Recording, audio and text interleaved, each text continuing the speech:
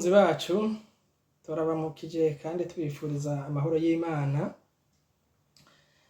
Uyu munsi twari dushaka kubamenyesha ko chaîne yacu twayihinduriye izina, ubu nticitwa Silvique, yitwa Ntengimwe. Ntengimwe ni ukuvuga ngo umuntu atenga inzoga imwe, atenga umubindi umwe. Rero muradutahura ko twahinduye, ntibize kubatangaza. Nuko rero uyu munsi turafise abashitsi bacu, turashaka tubaha ikaze babibwire, hanyuma ibindi turaza kugira icyo tubabajije mu byo twateguye. Murakoze. Kaze bashitsi bacu, ndahera ibubamfu bwanje, hanyuma haca hakurikira uri buryo. Murakoze. Ndabaramukije mwese bakunzi b'iyi shene ya Ntengimwe, ndabaramukije amahoro y'Imana. Jewe nitwa Hicintuka Sylvane, nibaza abamaze kuraba iyi shene ko mumenyereye kumbona. Yego, ndi umumama, ndubatse, mfise umutware n'umwana umwe. Hanyuma ikindi ndakijijwe, ndakunda Imana Data, Imana Mwana na Mpwemu Yera. Murakoze. Ndabaramukije abadukurikirana, nanje nagiye ubuntu bwo gutumirwa kuri iyi chaîne. Nitwa Nahimana Gloriose, ndi umumama, mfise umutware n'abana 6. Ndabipfuje amahoro y'Imana, abadukurikirana bose Imana ibahezagire. Ego, turabashimiye cyane kuba mwibwiye abakunzi bacu. Twashaka kugira ngo dutangure ikiganiro cacu. Twumvise ko muri abakirisi mukunda Imana. Twashaka Gloriose, wewe uri buryo bwacu, dutangure ikiganiro n'isengesho. Murakoze. Dusenga Imana. Nanje ndakijijwe, naho nabitangwe nanje ndakijijwe, nka mugenzi wanje hano. Ndakunda Imana cyane. Imana ibahezagire. Dusenge. Turagushimiye Mana nyene inkomezi, turagushimiye ubuntu n'imbabazi watugiriye, turagushimiye ko no mugoroba Mana kuri umwanya duhaye, kandi turagushimiye kugira ngo ikiganiro tuza kugirana kize gufasha benshi, abacumba bakire, abafise ibikomere byo mu buzima bwa misi yose, cyangwa abafise ibyabababaje mu buzima, cyane cyane mu mibano. Ubagire neza, uzomukoze mu izina rya Yesu Kristo dusenze. Amen. Nuko murakoze. Uyu munsi rero twagira tuvugane, mutuganirire, mutubwire ku ingorane abana barezwe mu miryango batavutsemwo. Imiryango no kuvuga abavyeyi batari abavyeyi babo b'amaraso.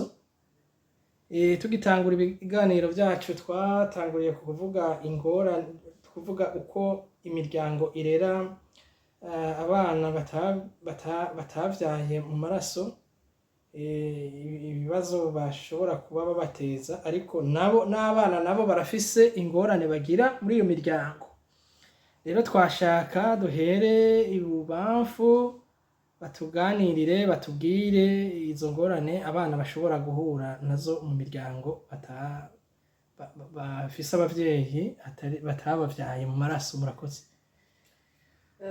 Ngira ngo nije ndi bubafu bwanyu. Ego, murakoze cyane. Nivyo, abana barezwe mu miryango atari abavyeyi babo b'amaraso barahura n'ibibazo kenshi, ugasanga ivyo bibazo bivuye ku babareze canke bivuye kubo babana. Notanga nk'akarorero ngira ngo niho vyo kumvikana cane. Hari igihe usanga abo bana babaha ibikorwa batobahaye, ugasanga nk'umuvyeyi areze umwana atavyaye acamuzeza kurera abiwe abo yavyaye akamufata nk'abo twita nimba ari nk'umukobwa ugasanga amufashe nk'umuyaya nimba ari nk'umuhungu ugasanga amufashe nk'umuboyi canke ugasanga nyene amutumye vya bikorwa tuzi vyo mu nzu gusumba abo yavyaye ako n'akarorero kamwe ego hanyuma canke ugasanga umwana atunzwe mu muryango ntibamwizera ngo dufate nk'iyagiye kwigira nko hanze ugiye kwigana n'abandi bana bigana mu ishuri bakavugana bati duhurire ku ishuri riniri tuje kwiga ugasanga uwo mwana arezwe ntibamugirira icizere ntibamugirira confiance agiye kwiga bakibaza ngo agiye kuyerera ugasanga atashe uwo mwana baramufashe nabi baramukariye mu buryo butari bubereye ego nikangira ngo mpijambo Glorioze nawe nawe anyunganire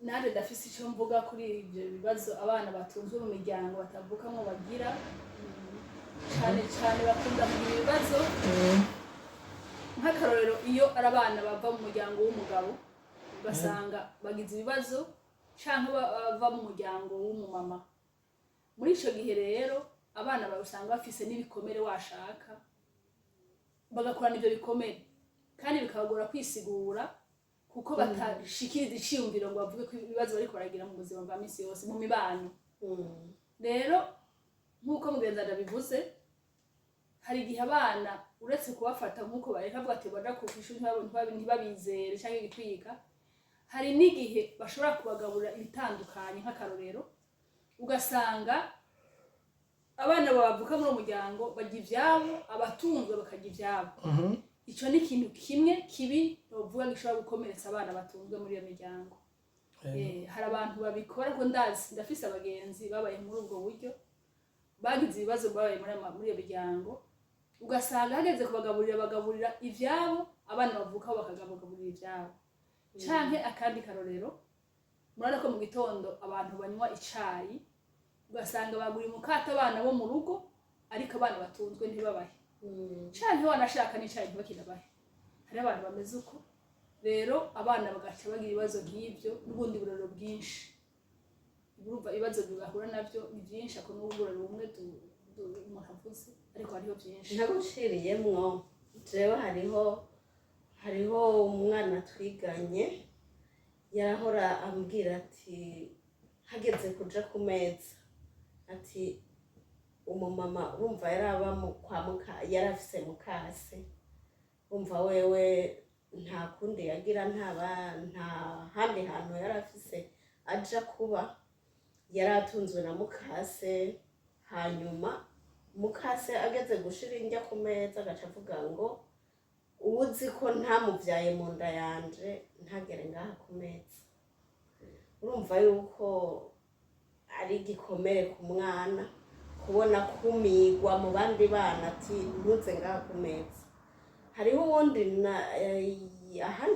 abandi bantu nabo nzi abana batunzwe batarira ku meza n'abandi bana ugasanga baja kubasangiza n'abakozi mu gikoni urabona akenshi tuvuze ivyo mu gisagara urabona ko baba bafise nk'abakozi babiri benshi abafise abana baba bafise abakozi babiri ugasanga umuboyi n'umuyaya baja kurira hariya mu gikoni hama bagaca bafata abana bo muri iyo nzu donc abavuka ngaho bakarira ku meza hamwe n'abavyeyi mugabo bamwe batunzwe bakaja gusangira n'abakozi ico si ikintu ciza naco kiratuma abana bagira ibikomere yego sinzi ko hari ikindi wewe ufise wovuga se nkunigana ijambo ndafise ico ndabivuga ko nanje ku bikomere je mfise umugenzi twiganye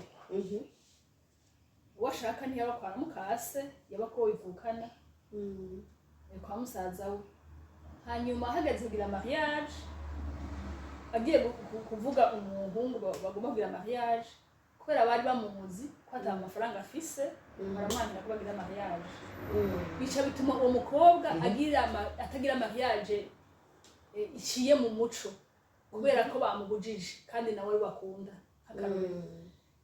aca agira mariage itaciye adashiye mu ishengero kubera yuko bamubujije ahitamo kubinuma kubera ko ni bimwe nababwira yuko abana benshi batunze mu buryo batisigura canke bavuga ibibazo ariko barahura navyo ariko bituma bagira ibikomere. None uyobo bamubujije kubera atari abavyeyi biwe cane. Ni ukuvuga uwo musaza wiwe yamubujije ko azi ko umuhungu atamahera afise kandi kubera yamureze akiri muto yasa n'umuvyeyi murazi ko hari igihe abana bava ruguru akacira gukurira kwa mukuru we umukuru agahinduka umuvyeyi wiwe.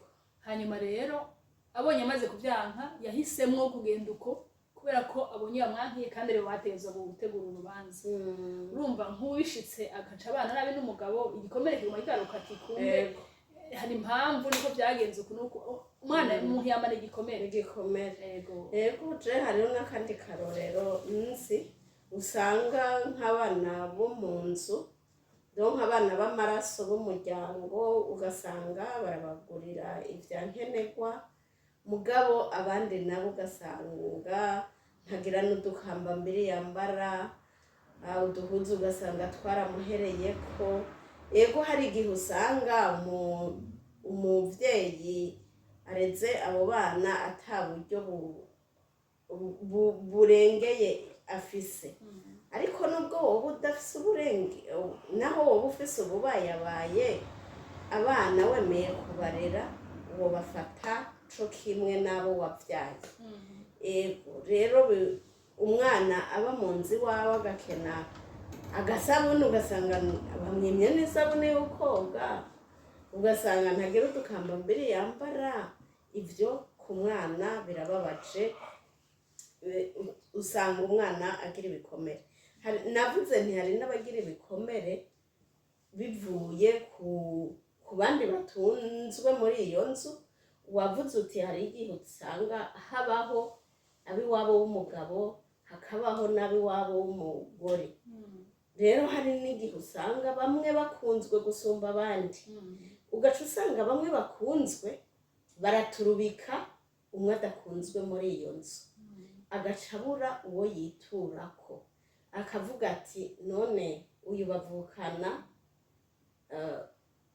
bavukana n'umugore wa musaza wanje ako n'akarorero canke bavukana n'umugabo wa mukuru wanje ugasanga bamufashe nabi ntagira haja kwitwara nkuko wabivuze agaca bigumiza mu mutima we bikazoja kumugirako ingaruka mu nyuma. Yego murakoze cyane. Hari ico nobabaza kuri ivyo mutuganiriye. Baravuga yuko kenshi abakenyezi aribo nkingi z'urugo. No kuvuga ngo ukubaho kw'abana mu miryango biba bizwi cyane n'abakenyezi. Kandi kenshi mu vyo maze kumva nuko muri izo ngorane abo bana bagira ahanini cyane abakenyezi nibo bari intambamye baba ingorane gusumba babigiramwo uruhara. Namwe niko mubibona niko mubizi canke n'ivyo abantu nyene bapfa kuvuga siko bimeze? Je novuga nti akenshi birava ku bakenyezi kuko kenshi abakenyezi nibo baba muhira nibo bakunda kubona ibiba mu rugo gusumba abagabo.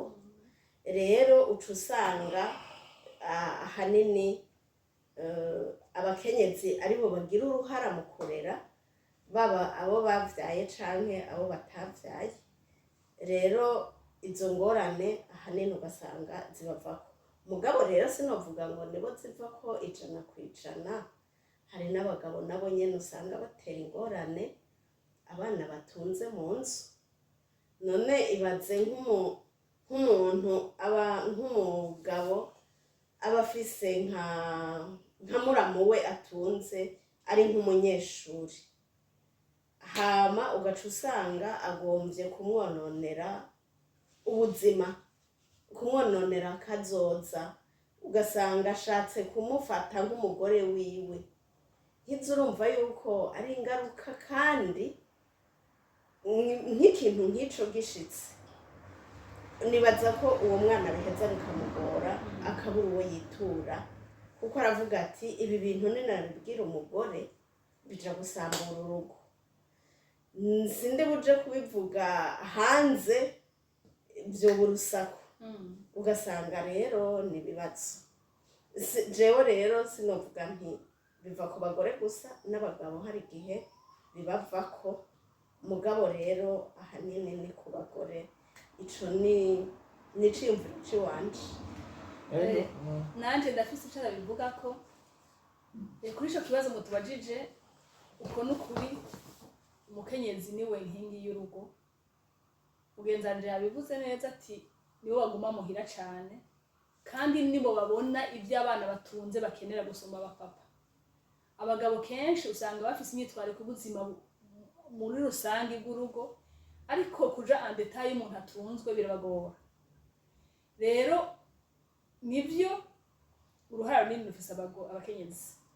Abakenyezi rero iyo utunze umwana mu rugo, cane cane nk'akarero nk'abana b'abakobwa, abakenyezi nitwe tumenya ivyo bakeneye mu rugo. Aho novuga ko nk'ikintu kimwe nk'uko mugendana bivuze, hari igihe umwana w'umukobwa iyo abonye ataronka ibikwiye mu muryango atunzwemwo, kuko aba yavuye ruguru iwabo ntavyo baba bamurungikaye n'abo bataba bifise. Ni ukuvuga ngo kenshi abakobwa baca mu zindi nzira bakaja kubirondera bacishije mu ngeso mbi, kuko abona ko atashoronka ibikwiye akaja kubirondera hanze. Ariko iyo umukenyezi yitwaritse akabwemenya ko akeneye agasabuni, akeneye twankenerwa t'umukobwa, kenshi ntaronka habica utuvuta twisiga, udupudre abakobwa bakiri bato bisiga. Muri ico gihe ntaronka haca ngo ace inyuma y'uwo mudamu amutunze aje kugira ingeso mbi. Ariko iyo atabironka akabona abandi bana kw'ishuri babironka, aca agerageza uko ashobora kose kugira ngo aje kubironka mu bundi buryo. Ni ukuvuga ngo rero si bose, hari n'abagabo nabo barangara muri ivyo bintu.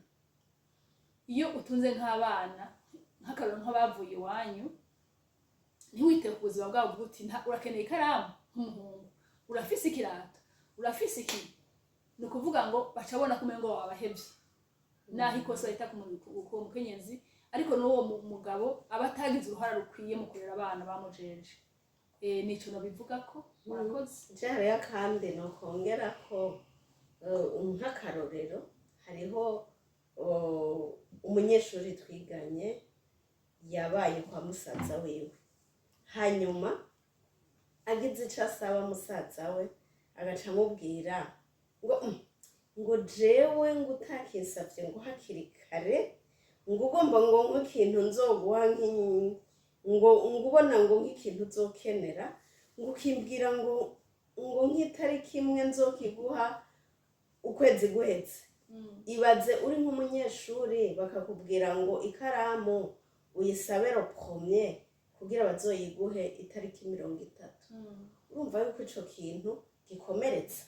Uri umunyeshuri hari igihe ucuca mu yindi nzira ukaja kubirondera ahandi nk'uko Glorioze abivuze.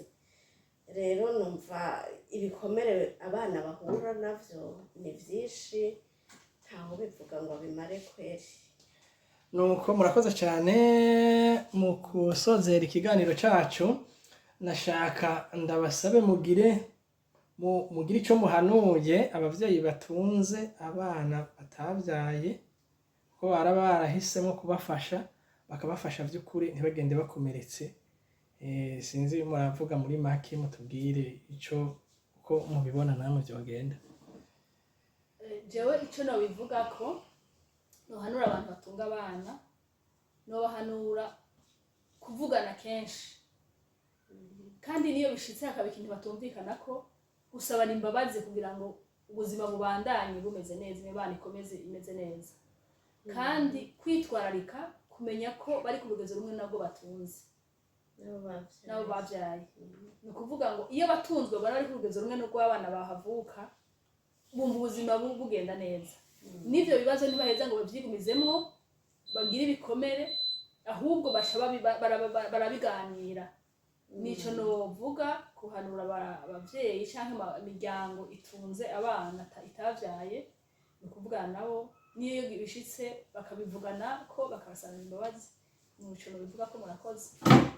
Je na jewe ni nko muri iyo nzira nanje nohanura abavyeyi bareze abana batare ab'amaraso yabo nuko wiyemeje kwakira umwana mu nzu iwawe niwiyemeze yuko uzomufata nk'uwiwawe ukamukunda, ico nico ca mbere kuko ushobora kuba ufise ibintu bike umuha mugabo akabona yuko utaretse kubimuha kubera kumwanka, ukamukunda, ico nico ca mbere, hanyuma ukamuganiriza nk'uko Glorioze yabivuze, hama nimba ari ku meza ukamwicarika hamwe n'abana bawe bagafungura imwe, ukamenya utwo akeneye ubishoboye ukatumuha, hanyuma hariho ikibazo kivyutse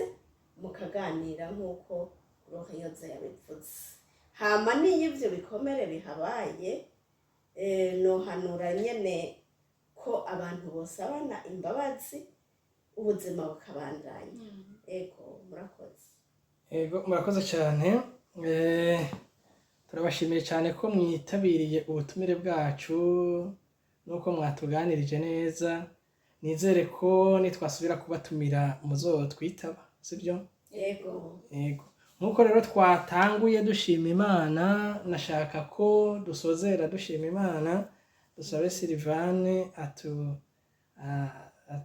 adusengere kugira ngo turangize kino kiganiro. Murakoze.